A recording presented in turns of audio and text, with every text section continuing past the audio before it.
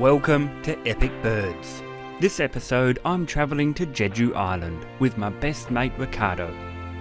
Situated 100 kilometres south of the Korean Peninsula, Jeju is a natural wonderland.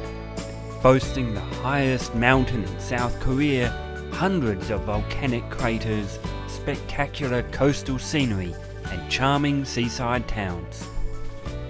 Join me on a journey through Korea's hidden gem. The flight from the mainland city of Daegu to Jeju Airport takes about an hour. After a few more hours meandering across the island on a bus, we arrive at the sleepy seaside town of Seogwipo. Jeju was formed 2 million years ago by an underwater volcanic eruption. Today, the shield volcano known as Halasan dominates the island and rises to 2 kilometres above sea level. It's the highest peak in South Korea, and tomorrow we're hiking 18 kilometres to the summit. The next morning is an early start. We catch a taxi to the trailhead for Halasan. There are 2 trails up the mountain. The easiest is the Seongsan trail, but the most scenic is Gwanam-sa, although it is much steeper. We plan to head up Seongsan and back down by Gwanam-sa. The Seongsan trail starts in lush lowland forest. The canopy towers above a dense carpet of waist-high bamboo. It's a totally different landscape to mainland Korea.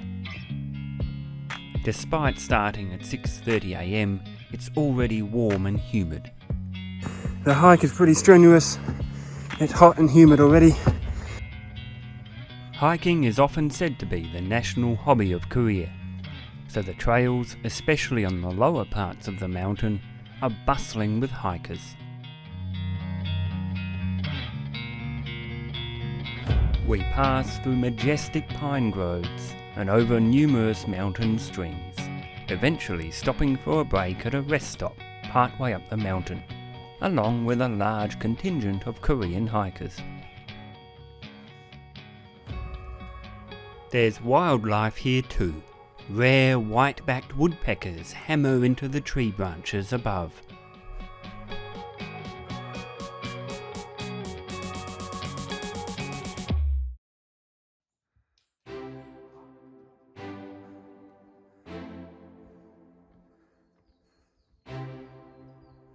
We've reached an elevation of 1,500 metres.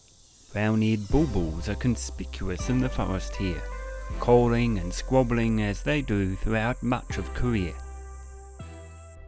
As we climb higher up the flanks of Hallasan, the forest grows low and dense. A wall of seemingly impenetrable vegetation encroaches on the narrow path. The endless stairs are beginning to take their toll as we tire in the humidity. At 1,700 metres, the alpine vegetation is a profound change to the comparatively luscious forest on the foothills. The trees here are particularly special. They are Korean fir trees, and this is one of the few places in the world where they can be found. Ahead, the rocky peak of Hallasan looms. We still have a long way to go. As we climb higher, clouds swirl all around, gently sweeping the slopes of the mountain. From a distance, they look more like great columns of smoke than clouds.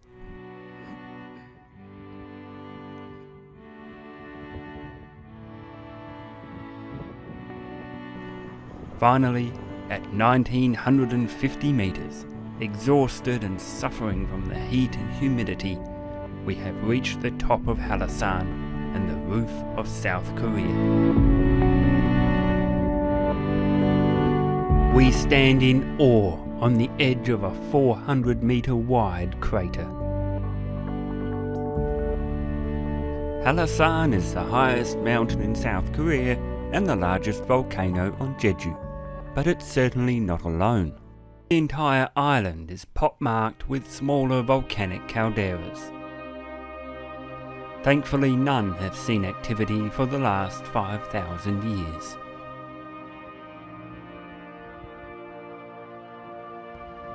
So far, our hike up Halasan has been incredible, but it's time for the descent.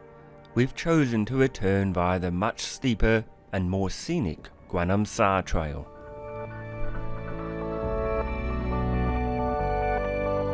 Plunging from the mountaintop, the trail descends through the alpine forest and deep ravines. The views from here are staggering.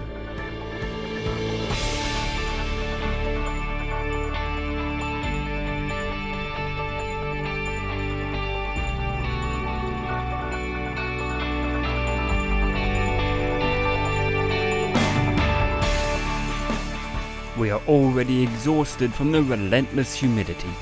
The hike is only half complete, but we've drunk over half our water supplies.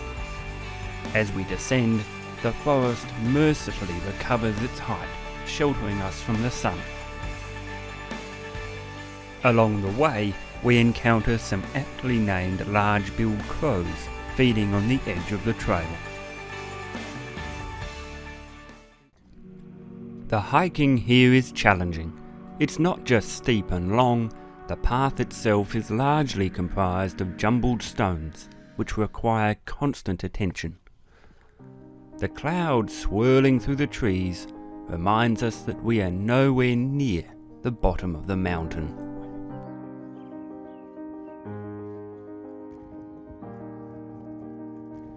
Just when we thought it could get no better, Hallasan takes the scenery up another level. The trail crosses an immense riverbed, strewn with gigantic boulders. This truly is a magical place. Following the rugged creek line through lowland forest, we are finally on the home stretch. The forest here is some of the most beautiful that Jeju has to offer, but we are almost too exhausted to notice. 18 kilometres of unrelenting heat and humidity has just about killed us. But every step has been worth it. The landscape of Hallasan is genuinely awe-inspiring. An hour later, two massive swallowtail butterflies greet us in the trail car park. We have made it back to civilization. After returning to Seogwipo and recovering, we spend the last few hours of daylight exploring this endearing seaside town. The streets here retain a rustic charm, with quaint shops and some quirky art installations.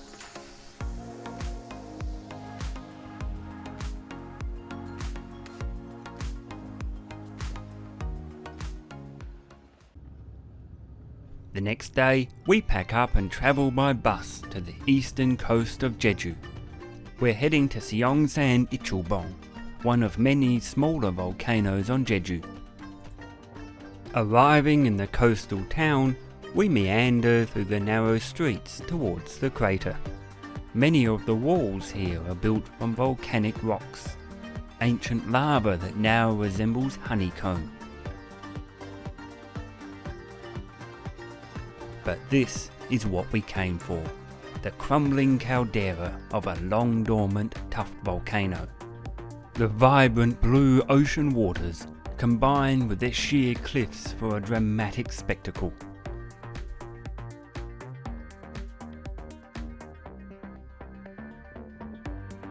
We follow the path across a grassy plain towards the summit. After yesterday's 18-kilometre ordeal, we gingerly climb the steps to the top and are rewarded with stunning views of Jeju Island and the narrow peninsula that connects the volcano we are standing on to the main island.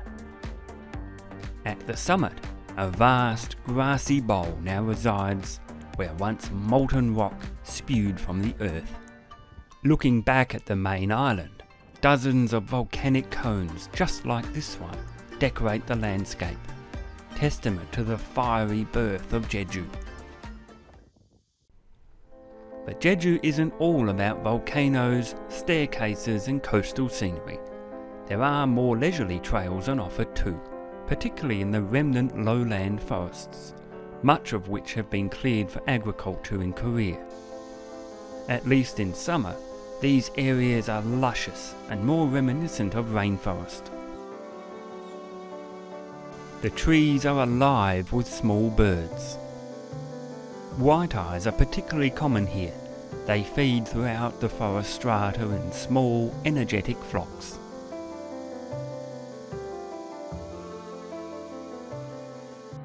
We end the day in the town of Jeju, on the far north coast of the island. It has been a remarkable few days on this island paradise. We've been rewarded with vibrant green landscapes and epic scenery. Please hit that subscribe button and turn your notifications on so that you can keep up to date with all the latest content. Thank you for watching, I hope you enjoyed the video, and I'll see you next time.